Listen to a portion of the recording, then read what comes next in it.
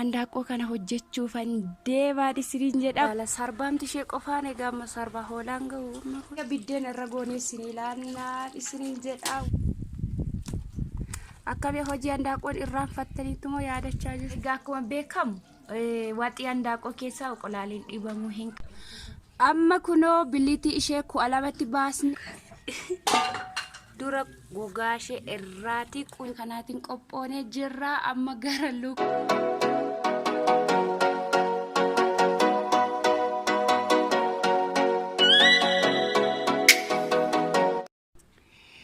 guyyaa har'aa kunoo andaaqoo kana hojjechuufan deebaadhi siriin jedha. Bakka 2 yookaan bakka 4tti isa biyya Arabaa miti, har'a isa 12 yaaluufidha. Inna amma andaaqoo kana hojjennee uumama goonutti turtiin keessa nu waliin haa ta'u. Mee haala tartiiba isaa nan dagadhee moo nan yaadadha laatamee na waliin turaadha. Amma kunoo bulleeffannee jirra. Nacci shunkurtiif jinjibila. Kunoo ashabootti daballee jirra akka sirriitti gullaa'uufi.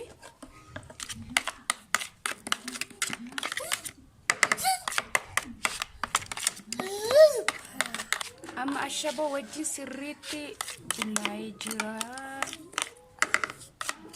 Amma kallattiimaan gara shunkurtii isa diimaatti darbina.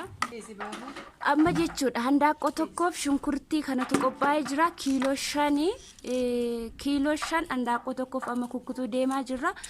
Garuu immoo biyya Arabaatti akkuma beektanii kun labaanuun gaamiti handaaqoo tokkoof. Kunommoo asitti quncisaa jirra. Amma kana daafinee yeroo ittiin kollaan oga unuma wajjin tura. Haala tartiiba handaaqoon biliitii 12tti hojjetamtu kunoo as tartiibni isaa kana fakkaata. Unuma wajjin tura.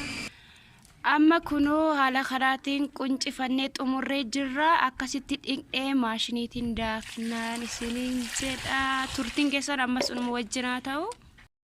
Amma kunoo shunkurtii daakuu jalqabnee jirra. Kunoo walakkaasaa daakannee haala kanaatiin qophoonee jirra. Amma gara lukkuu kutuutti deemaa jirra. Amma kunoo handaaqoo keenya haala kanaan qopheeffannee jirra. Bulluqatti naannee haala kanaatiin qophootee jirti. Amma gogaa ishee irraa baasuufi ammas nu waliin tura. Egaa isin firiijii keessaa fuutaniiti akkasumatti hin qalamtu ishee qaltu. Nuyi kunoo akkasitti gogaa irraa quncaasaa jirra. Haala kanaatiin egaa handaaqoon Itoophiyaa kan seeraan hojjetamtu.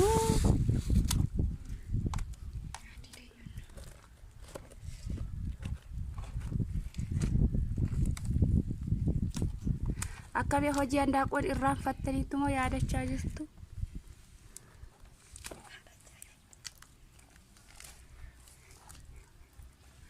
Handaaqoo tokko qaluuf sa'aatii meeqa nu fudhata? Sa'aatii 4 ol 5 ol nama fudhata isiniin jedha. Akkuma beekamu hojiin isaas baay'ee ulfaataadha. Nyaanni isaas baay'ee mi'aawaadha. Jireenya Itoophiyaa keenya akkasidha malee akkuma isin daqiiqa 30 handaaqoo tokko xumurtan miti. Hojii madaamii salphaa. Isin immoo egaa gaafa biyya keessanitti deebitani kunuutu ishee akkan daganne. Egaa biliitii baasuu malee nuun hafne dubbiin egaa asitti waan ta'eef sirriitti ilaala. Kaatiyyuu taa'anii tokko turbette bal'aa sirriitti maaliif baalee isheerra jechuudha. Baay'ee xixinnoo kan taate hin jirti waan ta'eef sirriitti labalabamuu qabdi. Nguggubiin ammoo soota.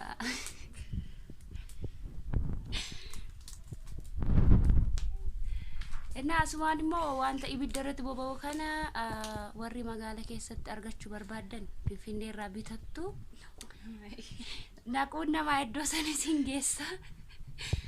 Inna akkasii maandajaa irratti xinnoo waan ta'uuf harka hiikkattanii kanarratti hojjechuu dandeessu.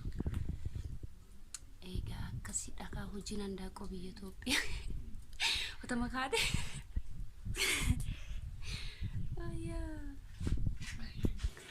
amma disti haala kanaatiin shunkurtii bisheessinee qopheessinee jirra. Handaaqoon keenya yoo qalamte asitti nam'iti.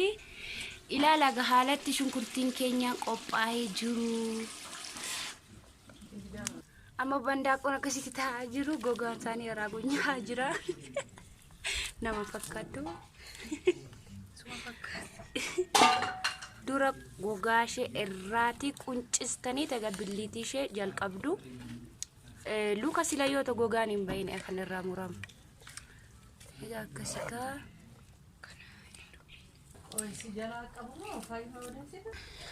Kun amma gogaa ishee irraa baafannee jirra haala kanaatiin. Ani kan hin jiru garuu handaaqoon Itoophiyaa baay'ee guddatti dhugaa. Ilaala akkas. Inna ilaa guddinni ishee akkana. Enna maatiin tokko sirriitti nyaatee quufa. Guddinni birrii 500 immoo garuu gatiisatu sinitti ni minaafe malee birrii 500 kan bitamte. Amma bakka haala kanaatiin as geenye jirra. Billiitii ishee baafnee sinitti deebina. Ameen. Masa tokkoon geessu dhugaa amma kun. Enna amma qallee walitti deebina isiniin jedha. Billiitii 12 ishee baafnee sinitti agarsiisna.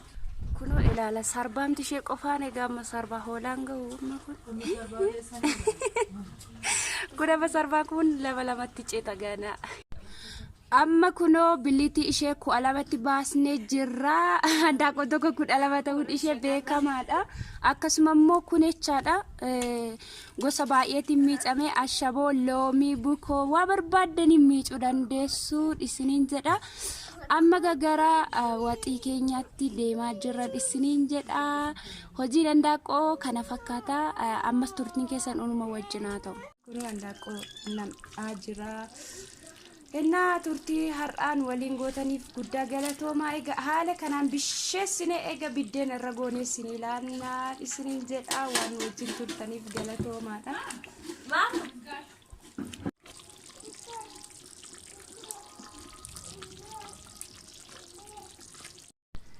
Haala kanaan oqolaalii yookaan hanqaaquu qopheeffannee jirra.